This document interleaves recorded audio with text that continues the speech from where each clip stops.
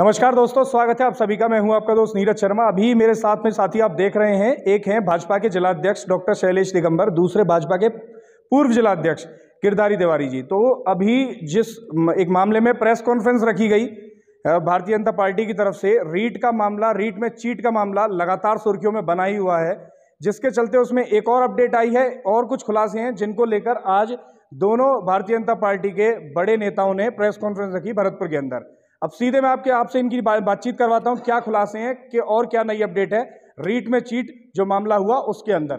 Sir बहुत बहुत स्वागत है। एक बार सभी साथियों को पूरा मामला बता दीजिए कि क्या नई अपडेट है इसमें। देखिए, भरतपुर में जो रीट में धांधली हुई पूरे राजस्थान के अंदर, उसकी शुरुआत भरतपुर से है, उसकी जड़ें भरतपुर में बहुत गहरी हैं।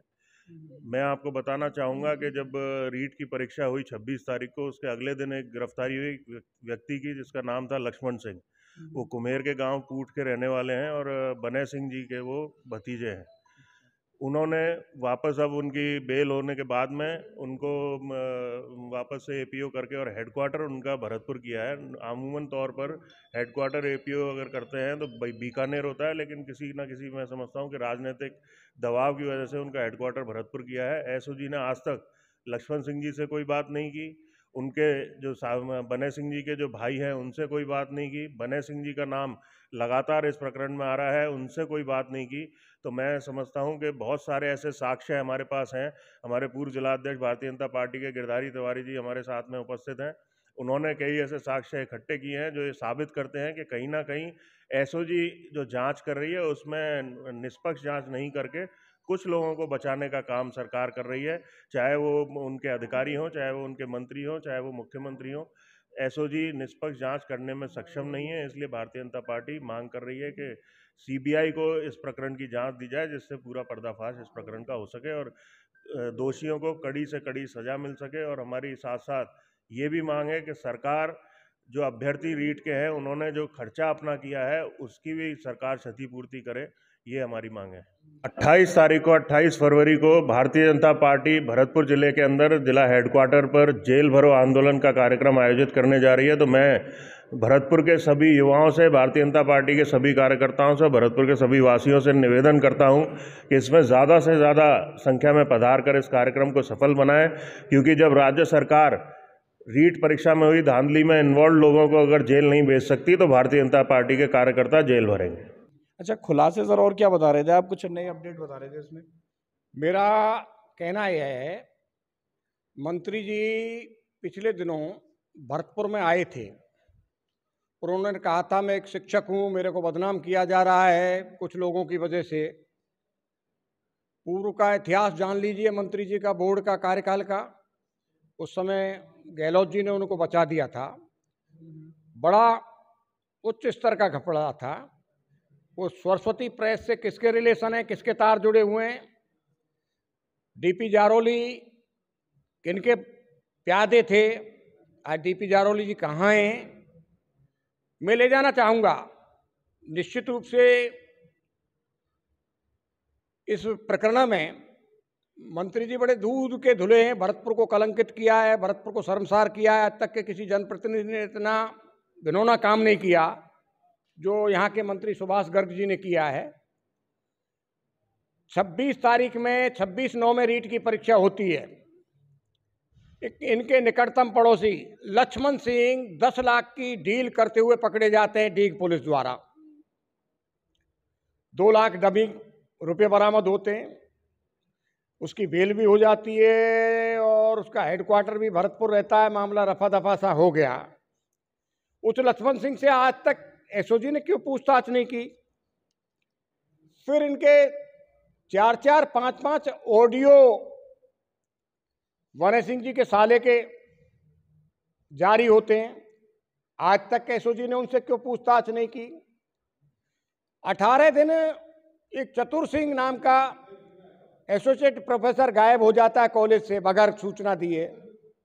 वो किसके पैसे ठिकाने लगाने गया था और क्यों गायब हुआ? जब गिरफ्तारियों का भय वो चल रहा था तो वो एकदम अंडरग्राउंड हो गया, उससे पूछताछ क्यों नहीं हुई? फिर कई चेक बाउंस हुए हैं, कई चेक बने सिंह के भाई द्वारा दिए गए हैं।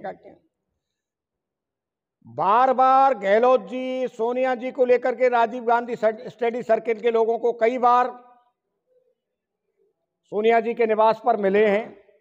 तो ये पूरा पूरा गैंग जिसमें पकड़े जा रहे हैं अधिकांश लोग, ये सुभाष गर्ग और पूरी की पूरी मंडली है। इन्होंने केंद्र बेचे हैं, इन्होंने कुल मिलाकर के प्रेस से जो सौदा किया है वहां से पेपर आउट किया है, शिक्षा संकुल से पेपर आउट किया है। एक योगदान करके कोचिंग है जिसमें बने सिंह का भाई और ये चतुर सिंह लेक्चरर चलाते हैं, उसका उद्घाटन सुभाष गर्ग ने किया, वहां से गड़बड़ हुआ। मदर टेरेसा और जसवंत स्कूल में गड़बड़ हुआ, एक कॉलेज उधर है और एक बॉम्ब का सदस्य बनाए गए मिस्टर डागोर। ये पूरी पूरी मंडली, भरतपुर में भी इस तरह के खेल खेले गए हैं।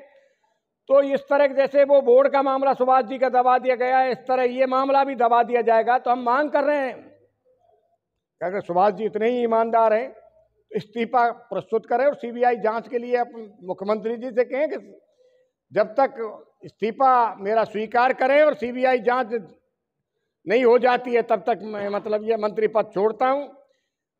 निश्चित रूप से आज हम सीबीआई जांच की मांग करने के लिए हैं और भारतीय जनता पार्टी जब तक गिरफ्तारी नहीं होगी इसको आंदोलन करेगी। और 26 या 28 तारीख में हम एक जेल भरो आंदोलन भारतीय जनता पार्टी करना चाह रही है। आप दोनों से मेरा सवाल है, सीबीआई जांच की रट लगा के बैठी है भारतीय जनता पार्टी, तो कई बार ऐसे मामले भी हुए हैं जो इसी तरह के सिमिलर मामले थे जब सरकार आप लोगों की थी, आपने भी कई बार सीबीआई जांच नहीं कराई। जिस तरह की कांग्रेस दलील दे रही है वो कहा जा रहा है कि आपने भी कभी सीबीआई जांच नहीं कराई। दूसरा ये कि जिस तरह के आरोप आप मंत्री के ऊपर लगा रहे हैं, मंत्री डॉक्टर सुभाष गर्ग के ऊपर, वो कह रहे हैं कि कोई आरोप साबित नहीं हुआ और वो जो लोग आरोप लगा रहे हैं भारतीय जनता पार्टी या किसी विभाग या किसी पार्टी के, वो उनके ऊपर कानूनी कार्रवाई करने की तैयारी कर रहे हैं। तो उस सब पर क्या कहना है आपका? बिल्कुल कानूनी कार्रवाई, एफआईआर दर्ज कराने, गिरफ्तार कराने तैयार हैं।